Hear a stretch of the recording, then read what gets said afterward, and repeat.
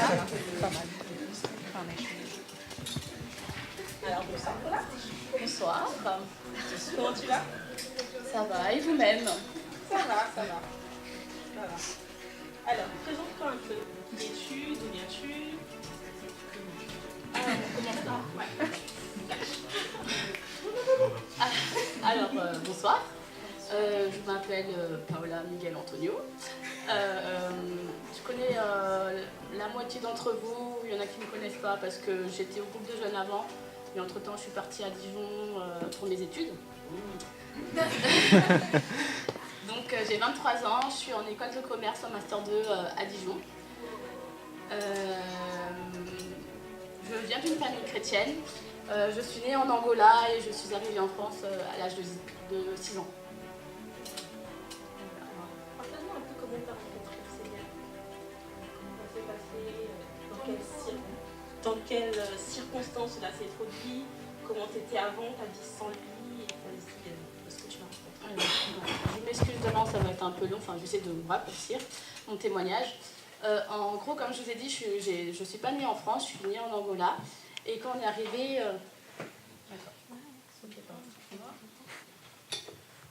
Oui, donc c'est mieux. Oui, donc quand on est arrivé, en fait, on fait une demande de droit d'asile pour rester en France.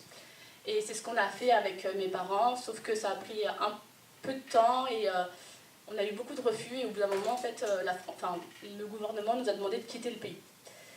Et en fait, j'étais tellement triste parce que je ne voulais pas partir que j'ai fait une prière à la maison, dans mon lit. Et je me rappelle, je lui ai dit, Seigneur, si tu nous permets de rester en France, je te promets que je te donnerai ma vie. Et en fait, j'ai fait une prière inconsciente, innocente. Sauf que à ce moment-là, je crois que j'avais peut-être 12 ans, je pense. Et un jour, j'ai fait un rêve. J'ai fait un rêve où on nous annonçait qu'on avait le droit de rester sur le territoire. Sauf que ma mère, elle avait une réaction qui était bizarre, elle semblait pas être contente. Et du coup, je vais la voir, je lui raconte mon rêve et il semblait que ma mère a fait exactement le même rêve que moi ce jour-là. Donc je savais que ça venait du Seigneur et je me suis dit, c'est sûr qu'on va avoir les papiers. Et chose qui s'est faite, puisque 2 mois plus tard, on a eu en fait les papiers et c'était la même circonstance. En fait, il manquait juste un papier pour valider le dossier et du coup, ma mère était un petit peu en stress et finalement, tout s'est réglé. Et du coup, depuis ce jour-là, je savais en fait que Dieu m'attendait en tournant. Sauf que j'ai continué ma vie, j'ai grandi, je suis allée au lycée. J'ai rencontré des copines, j'ai commencé un petit peu les activités du monde, comme t'es dit. J'ai commencé à fumer, j'ai commencé à boire, aller en soirée, fumer de la drogue. Et c'est là que j'ai rencontré du coup mon ex-copain, avec qui je suis restée 7 ans. Et ça a été comme ça jusqu'en école de commerce. J'étais heureuse, tout se passait bien. Qu'est-ce qu'il y a? Non. Alors, donc tout se passait bien, mais je ne sais pas comment vous expliquer, je sentais que j'avais un manque de paix en moi, même si tout se passait bien dans ma vie. Et en fait, je pensais connaître la parole, je pensais connaître Dieu, et je savais en fait que la vie que je menais, en fait, elle n'était pas en adéquation avec ce que Dieu voulait pour ma vie. J'ai essayé par plusieurs reprises d'arrêter de fumer, etc., mais j'y arrivais jamais. Je me disais, mais j'y arrive jamais. Et en école de commerce, on avait la possibilité de faire 1 année de césure.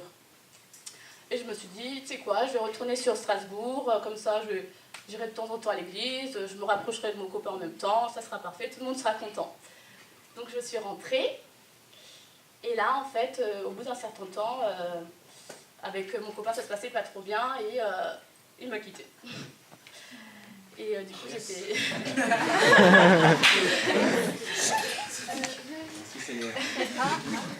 Et du coup, j'étais très triste, j'ai mangé beaucoup de chocolat. Et je me rappelle qu'en fait, le premier réflexe que j'ai eu, c'est prier. J'ai dit, Seigneur, je suis très triste, j'ai vraiment besoin que tu m'aides. Les semaines ont passé, et un jour, mon petit frère Wilson, qui est déjà... Mon petit frère m'a invité à venir au groupe de jeunes. Je lui ai dit oui, d'accord, je viendrai si tu veux et tout. Et le jour même, en fait, fainéante comme je suis, je me suis endormie, j'ai fait une sieste et en fait, il était 19h30 déjà. Et je l'appelle, je suis désolée chérie, je ne viendrai pas une prochaine fois. Et là, je sais pas, qu'est-ce que t'as, toi? Oh, c'est ton témoignage ou le mien? Et du coup, j'ai dit oui, je viendrai pas.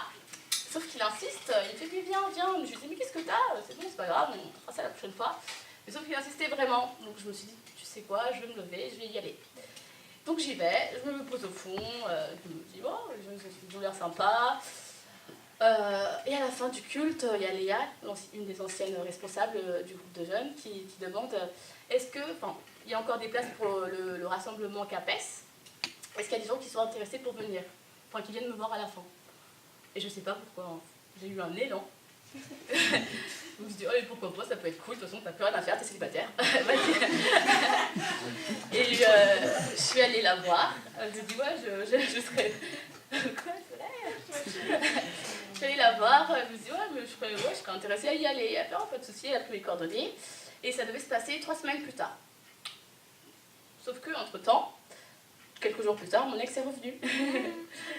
Et il me dit, écoute, j'ai fait la pire erreur de ma vie, tu me manques, on se remet ensemble. Et vu que j'étais très amoureuse de lui, je me dis, ok, on se remet ensemble. Du coup, là, j'avais mon ex, je savais que dans 3 semaines, j'avais rendez-vous avec Dieu. Mais je ne savais pas ce qui allait se passer. Du coup, on se remet ensemble, tout se passe très bien, elle était devenue gentille comme pas possible. Et du coup, 3 semaines plus tard, c'est le jour de CAPES. C'est là, du coup, que je rencontre ma fameuse Dina, Jérémy, et du coup, des personnes qui sont pas là. Et du coup, on était dans la même voiture, du coup, on a bien partagé ensemble. Et quand je suis arrivée, en fait, à CAPES, c'était quelque chose d'incroyable parce que j'avais jamais, en fait, vécu ça. Je crois que j'avais jamais ressenti, en fait, la présence de Dieu. Et j'étais assez émerveillée de tout ce qui se passait. Il y avait tellement d'amour, tout le monde était gentil, etc. Et en fait, au moment de la prédication, je ne sais pas si ça vous est déjà arrivé, mais j'ai l'impression qu'en fait, le pasteur, il parlait qu'à moi. Et en gros, ce qu'il me disait, en gros, c'est... Dieu, enfin, c'est comme si j'ai vu me parler, il me disait, j'ai déjà fait un pas vers toi, maintenant je t'attends. C'est à toi de faire le 2e pas. Et en fait, j'ai besoin que tu abandonnes tout. Et moi, je me disais, mais moi, j'ai déjà essayé d'abandonner, j'ai déjà essayé d'arrêter de fumer, mais j'y arrive jamais. Et là, le pasteur, il dit, mais c'est pas par tes propres forces. Il faut que tu laisses le Seigneur, en fait, le faire pour toi. Et il a dit une phrase qui m'a beaucoup marquée encore aujourd'hui. Il a dit, ce qui est impossible à l'homme est possible à Dieu. J'étais là, ah ouais, d'accord, ok, ça marche, ok, d'accord. Du coup, j'ai dit, d'accord, je suis prête à tout abandonner. Mais en même temps, j'étais là, je me disais, mais c'est trop facile de revenir comme ça, en mode, vas-y, j'ai fait ma vie, j'ai fait tout ce que je voulais, j'ai fumé, j'ai bu, maintenant c'est bon, je suis prête pour moi. Et là, je pourrais pas vous l'expliquer, mais là, j'ai ressenti comme un amour, j'ai vu comme une révélation, en fait, de l'amour de Dieu. C'est comme s'il me disait, mais quoi que tu fasses, que tu sois parfaite ou pas parfaite, mon amour pour toi, il ne changera jamais. Et là, j'ai commencé à chialer. J'ai chialé toutes les larmes de mon corps et j'ai commencé à demander pardon au Seigneur pour tout ce que j'avais fait. Je me suis repentie et c'est comme si en fait le film de ma vie, tout ce que j'avais fait de mal remontait en surface et je disais oh oui Seigneur j'ai fait ça, je suis demande pardon, ah oui j'ai fait ça aussi pardon. Et ça a duré des heures et des heures. Et ce qui est magique c'est qu'à la fin, quand j'ai fini de pleurer, j'avais la conviction d'être sauvée. J'avais aucune condamnation en moi. Et du coup, l'expérience était magnifique. Il fallait rentrer à la maison. Et fallait rentrer... Ah mince, je suis désolée, je t'oublie. Pas de soucis. Moi, je parle. Vas-y. Non, vas-y.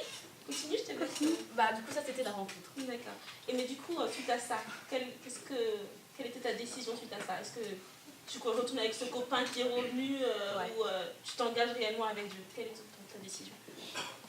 Du coup, comme je vous ai dit, j'avais décidé de donner toute ma vie au Seigneur. Et j'avais compris qu'il fallait que je le laisse agir.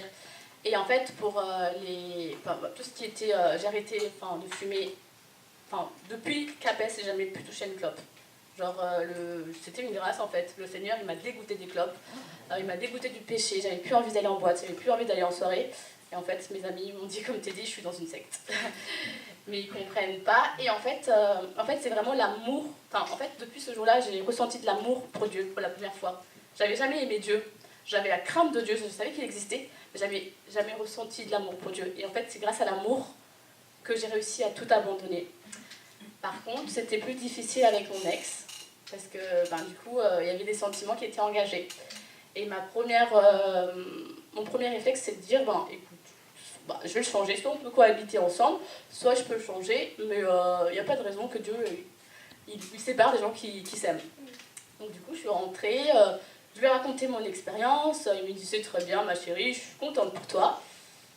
Et sauf qu'en fait, plus les jours passaient, plus ça devenait compliqué.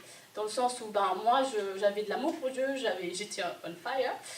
Et je louais le Seigneur, il me disait mais enlève-moi ça. Il m'arrêtait ma musique, je ne comprenais pas pourquoi. Je voulais changer par exemple par rapport à des expériences que je vivais, il ne voulait pas en parler. Et un jour, il m'a dit quelque chose qui m'a beaucoup choquée.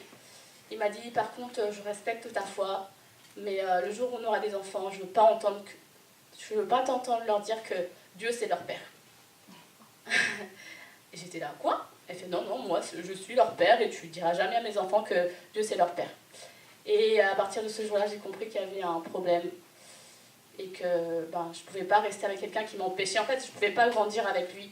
Je pouvais soit en fait baisser dans ma foi, mais moi je voulais de plus. Je voulais vivre pour le Seigneur, je voulais vivre des expériences avec lui et lui me bloquait en fait. Et même il y avait des choses où je me sentais coupable, par exemple vivre dans la fornication. Je savais très bien que ce n'était pas le souhait de Dieu pour moi et je voulais tout arrêter. Et du coup j'ai prié au Seigneur, j'ai dit Seigneur, je l'aime mais je t'aime plus. Et je suis prête à tout abandonner et donne-moi la grâce de tout abandonner. Et il m'a aidée. Du coup, on n'est plus ensemble depuis 1 an et demi. Et elle rigole. Je rigole. Non mais ouais, mais du coup, le Seigneur m'a donné la grâce et c'est le meilleur choix que j'ai jamais fait de ma vie, sincèrement.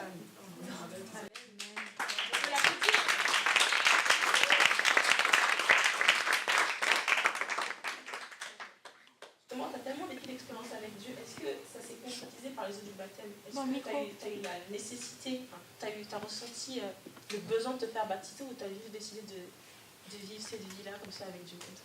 Alors, du coup, une fois que j'avais tout abandonné, toujours on fire, je demande Seigneur, c'est quoi la suite? Qu'est-ce qu'on fait? Et il m'a parlé à travers un passage biblique. Et en gros, il m'a dit en gros de passer à l'acte, quoi. Et tout de suite, j'ai dit oui, pas de souci. Je suis allée voir le pasteur et je lui ai dit que je voulais me faire baptiser. Et du coup, ça fait 1 an, là, je suis baptisée. Ça fait 1 an et demi que j'ai donné ma vie au Seigneur et ça fait 1 an que je suis baptisée. Et comment tu vis justement cette relation avec Dieu au quotidien? Est-ce que tu regrettes cette ancienne vie depuis que tu as donné ta vie au Seigneur? Comment ça se passe depuis que tu as donné ta vie au Seigneur? Je pense que c'est pas toujours rose, mais comment tu le vis au quotidien? Alors, au quotidien, en fait, c'est comme je vous ai dit avant, je pensais connaître le Seigneur, mais je ne le connaissais pas. Et en fait, j'ai vraiment une relation personnelle avec le Seigneur. C'est un échange, c'est mon père, c'est mon meilleur ami. Il me parle, il me conseille, il me dirige, il me dit non, stop, oui, va là-bas. Et c'est vraiment, c'est ce que je trouve le plus excitant dans la vie chrétienne. C'est pas c'est pas de la religion, c'est pas on se lève, on prie, on dit Dieu merci, on va se coucher. C'est vraiment une discussion qu'on a tous les jours avec le Seigneur. Et moi, c'est ce qui m'anime tous les jours. C'est vraiment vivre la grâce de Dieu, la gloire de Dieu. Parce que Dieu, il parle tous les jours. Et moi, il me parle. Et moi, en plus, j'adore le raconter aux gens. Je ne sais pas ce qui s'est passé. Dieu, il m'a dit ça aujourd'hui, il m'a montré ça. Et c'est vraiment ce que j'aimerais vous partager, c'est que Dieu, il existe. Bon, je pense que vous croyez du coup. Mais c'est qu'il parle, il nous parle tous les jours. Voilà. Et comme tu es tellement on fire pour Dieu, qu'est-ce que tu penses? Comment tu vois ton avenir avec Dieu? Dans quel service tu veux t'engager avec Dieu? Enfin, tu veux faire pour Dieu? Je sais pas. Comment tu vois l'avenir Alors, en termes d'avenir, moi, j'ai un concept, c'est Seigneur, je veux faire ta volonté. Et dans chaque prière que je fais, c'est Seigneur, je ferai ce que tu veux et emmène-moi là où tu veux que je sois. Je lui dis toujours ce que je veux, Mais à la fin, je lui dis toujours que ta volonté soit faite. Et sa volonté, en fait, c'est la meilleure pour moi. Donc à chaque fois, il me surprend.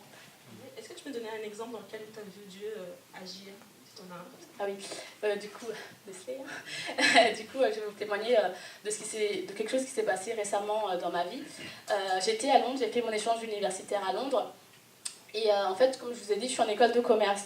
Et souvent, il y a beaucoup de gens friqués, en fait. Et les gens qui ont les meilleurs stages, c'est souvent sur piston. Et moi, j'ai pas vraiment cette chance-là, parce que ma mère, elle travaille pas dans un truc de fou. Et j'étais à Londres et je pensais déjà à mon stage de fin d'études. Et je disais, oh, mais ça serait trop bien que j'ai un stage dans une grande entreprise, etc. Et là, je sais pas ce qui s'est passé, mais c'est comme une révélation. Je me suis dit, mais attends, mais Seigneur, mais t'es le meilleur des pistons que je puisse avoir. Et en fait, je pense que c'est une chose de dire Dieu est puissant, mais c'est une autre chose de le réaliser aussi. Et là, je venais de le réaliser en fait. Et du coup, j'ai pris dans ce sens-là, j'ai fait, bah Seigneur, t'es mon meilleur piston, moi je veux que tu me donnes un stage de fou. Allez, c'est parti. Et en fait, j'ai pris dans ce sens-là et 2 semaines plus tard, je pense, je fais un rêve. Et dans mon rêve, j'étais en recherche de stage et j'avais déjà pas mal de pistes intéressantes. Et il y a quelqu'un qui vient me voir gentiment et me dit, Paola, j'ai un stage pour toi, viens. Et je lui dis, oh mais c'est bon, t'inquiète, j'ai déjà trouvé un truc qui est pas mal. Elle me dit, et la personne elle insiste, elle dit, mais viens quand même. Donc je suis la personne. Et là, elle m'emmène dans un endroit mais magnifique. J'aurais pas de mots pour vous décrire, mais c'était tout blanc. Et moi, j'étais émerveillée. Je disais, mais je le veux, ce stage, je le veux. Et la personne, elle m'a regardée, elle me fait, c'est bon, c'est à toi. Et je l'ai regardée, je fais, comment ça, c'est à toi? Elle m'a confirmé, c'est bon, tu l'auras. Et d'un coup, je me suis réveillée. Et en fait, je sais quand Dieu me parle. Et je savais que c'était Dieu qui me parlait. Et j'ai dit, ok Seigneur, je te fais confiance, surprends-moi. Et du coup, les mois ont passé, je suis rentrée à Dijon pour mes études, et là j'ai commencé mes démarches pour trouver un stage. Et là, en fait, j'avais 7 entretiens en cours, avec des entreprises plutôt pas mal. Et d'un coup, je faisais ma sieste, les processus étaient bientôt à la fin. Un jour, je faisais ma sieste, et je vois un appel manqué. Je me réveille, je vois un message sur répondeur, et en fait, c'était Nestlé France, à Paris, qui m'appelait pour un stage. Et là, j'ai dit, Seigneur, t'es dans le coup. Et du coup, je rappelle, il me demande de venir en fait sur Paris pour passer mon entretien. Et là, j'arrive. L'endroit, c'était exactement comme dans mon rêve. C'était un endroit magnifique. Enfin, en fait, c'est le siège, ça fait partie du patrimoine français. Et en fait, j'ai pas de mots pour vous décrire, mais en fait, c'est juste magnifique. Et j'étais émerveillée, j'étais là, waouh, waouh. Et la meuf, elle me regarde, genre, comme ça. Et quand j'ai passé l'entretien, je savais, au fond de moi, je savais que j'allais l'avoir parce que je savais que c'était Dieu qui m'avait déjà montré que je l'aurais. Et ça s'est accompli. Dieu m'a donné le stage. Voilà.